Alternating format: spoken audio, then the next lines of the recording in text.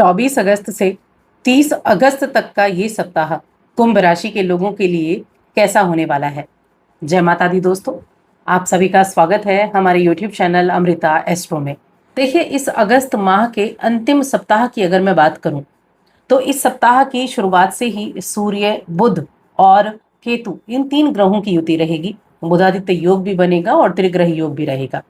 साथ में गुरु बृहस्पति हंस नाम का राजयोग बना रहे हैं कर्क राशि अपनी उच्च की अवस्था में बैठकर। और ये सप्ताह खास भी है क्योंकि इस सप्ताह के अंत में 28 अगस्त को पूर्णिमा तिथि है, रक्षाबंधन का पर्व है और इसी दिन इस वर्ष का अंतिम ग्रहण और अंतिम चंद्र ग्रहण भी होने वाला है। तो इस ग्रहण का प्रभाव कैसा होगा, कैसे ये 7 दिन कुंभ राशि के लोगों के लिए बनने वाले हैं, चलिए इसके बारे में हम विस्तार से बात कर लेते हैं। आगे बढ़ने से पहले छोटा सा निवेदन है, चैनल पर पहली बार आए हैं, अभी तक चैनल को सब्सक्राइब नहीं किया है तो जरूर कर ले। अब देखिए, सबसे पहले मैं आपकी सेहत की बात करूंगी, आपकी हेल्थ की बात करूंगी कि हेल्थ के मामले में ये दिन आपके लिए कैसा रहेगा। तो एक तो इस समय ना आपके मन में जो भी इच्छाएं जागृत होंगी उन इच्छाओं को पूरा करने की आप हर संभव कोशिश करेंगे। अब ये जागृत होने वाली इच्छाएं कैसी भी हो सकती हैं, ये क्रेविंग आपके खाने पीने की भी हो सकती है, घूमने की भी हो सकती है, कुछ कार्य ऐसे हो सकते हैं जिनको आप पूरा करना चाहते हो। तो सारी चीजें ठीक है, बस आपको ये बात नहीं भूलनी है कि अपने हेल्थ का ध्यान रखना आपकी जिम्मेदारी है। इसलिए बाहर के खाने पीने को आपको अवॉइड करना है। और अभी देखिए, मौसमी बीमारियां भी चल रही हैं तो थोड़ा सा ध्यान रखना है आपको इसका। इसके अलावा हम करियर की बात करते हैं तो करियर के मामले में अगर देखा जाए तो 7th हाउस में आपके सूर्य हैं और साथ में बुध देव भी बैठे हुए हैं, केतु भी हैं और आपके 10th के जो लॉर्ड बनते हैं वो होते हैं चंद्रमा। अब चंद्रमा मंगल, जो आपके 10th लॉर्ड है वो है मंगल और मंगल की स्थिति मिथुन राशि में आपके पंचम भाव में। तो कहीं ना कहीं नौकरी करने वाले लोगों के लिए ये समय अपने जो काम है ना उन पर ध्यान देने का है।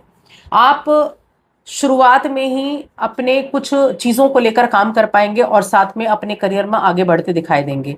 हाँ, थोड़ा सा अहंकार जरूर रह सकता है, ईगो जरूर आ सकती है। क्यों आ सकती है? सबसे पहली चीज तो जो सूर्य देव हैं 7th हाउस में बैठकर आपकी राशि पर दृष्टि डाल रहे हैं, वहां पर राहु बैठे हैं। अब राहु तो कहता है कि मैं सबसे बड़ा हूं, मैं सब कुछ हूं, और सूर्य तो है ही बड़े, सूर्य तो ग्रहों के राजा है। तो यहाँ थोड़ी सी ईगोइस्टिक स्थिति बन सकती है। अहंकार में आकर आप अपने आसपास के लोगों को भूल सकते हैं, आपके अभिभावक हो गए, आपके मित्र हो गए, आपके गुरु हो गए।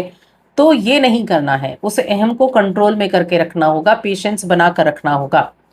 क्योंकि जब भी विपरीत स्थितियां आती हैं और सूर्य अगर 7th हाउस में बैठे हैं, आपकी राशि पर दृष्टि डाल रहे हैं, तो कहीं ना कहीं एक अहंकार बीच में आ जाता है, थोड़ा ध्यान रखना है।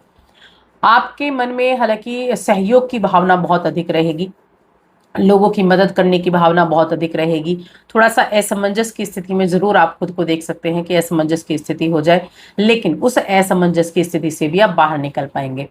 समाज या कार्य क्षेत्र से जुड़े किसी भी विषय पर आपकी पहल लोगों के लिए प्रेरणा का सोर्स बन सकती है। आप लोगों के लिए काम करने वाले होंगे। अगर आप किसी अच्छे काम की शुरुआत करना चाहते हैं तब भी ये सप्ताह आपके लिए अच्छा रहने वाला है, समय अनुकूल है।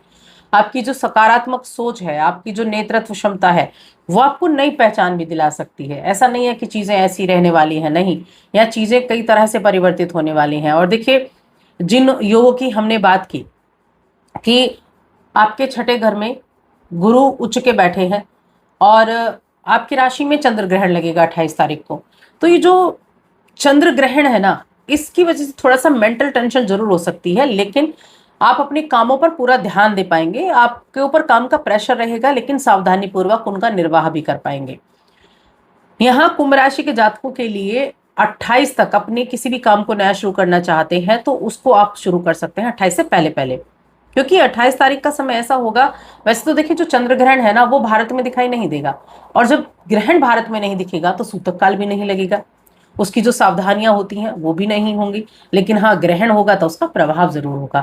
थोड़ा मानसिक थकान आपको हो सकती है, टेंशन आपको हो सकती है, दबाव बना रह सकता है कामकाज का, तो ये रह सकता है।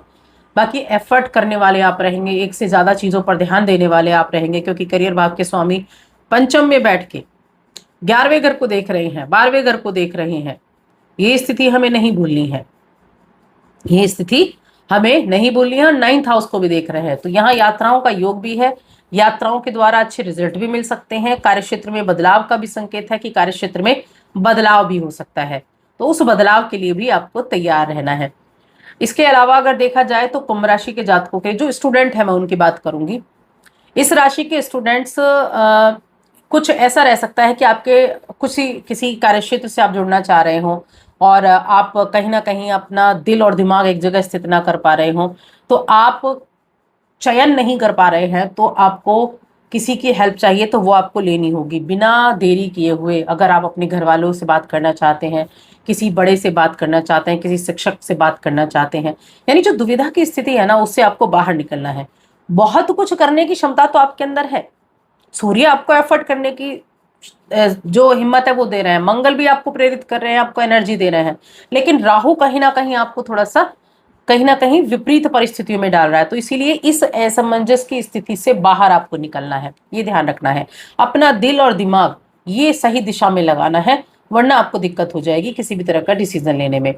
आपको अपने क्षेत्र में आगे बढ़ना है तो समय आपके लिए उचित है, बस डिसीजन अच्छा लेना है। इधर उधर की बातों से हटकर अपने दिमाग और दिल में सही करियर का चुनाव करने के लिए आपको प्रेरित करना पड़ेगा अपने आप को, तभी जाकर आप उचित निर्णय ले पाएंगे। ये हो गया, शिक्षा की बात होगी। अब व्यापार की बात करते हैं। तो देखिए, 7th हाउस जिसमें के कारक बुधदेव हैं और स्वामी सूर्यदेव हैं, दोनों यहीं पर बैठे हुए हैं, तो बुद्धि का इस्तेमाल तो अच्छा है। और जो सामने राहु हैं वो बुध के मित्र हैं, यानी बुध को वो अपना मित्र मानते हैं, तो कहीं ना कहीं बुद्धि का इस्तेमाल तो अच्छे से करेंगे। लेकिन पार्टनरशिप में अगर आप काम कर रहे हैं तो सामने वाले पर विश्वास बनाकर रखना बहुत जरूरी होगा। अगर आपने विश्वास बनाकर नहीं रखा तब आपको टेंशन हो सकती है, दिक्कत हो सकती है। तो विश्वास आपको जरूर बनाकर रखना होगा। बाकी व्यापार के लिए समय जो है ठीक ठाक है। सरकारी विभाग से जुड़े लोगों के लिए अच्छा है, और अगर कोई सरकारी योजना से जुड़े हैं या आप कोई ऐसा टेंडर से जुड़ा हुआ कोई काम करते हैं तो उसके लिए भी समय अच्छा रहने वाला है। अब देखिए, जो चंद्रमा है, जो मंगल देव है, मंगल देव की हम बात करते हैं, तो मंगल देव आपके पंचम भाव में 11th हाउस को देख रहे हैं। अब 11th हाउस को जो भी देख रहे हैं तो क्या होगा, और 12वें घर को भी देख रहे हैं, तो जो भी इस राशि के जातक किसी मल्टीनेशनल कंपनी में काम करते हैं तो आपको वहां से कुछ अच्छी अपॉर्चुनिटी मिल सकती है।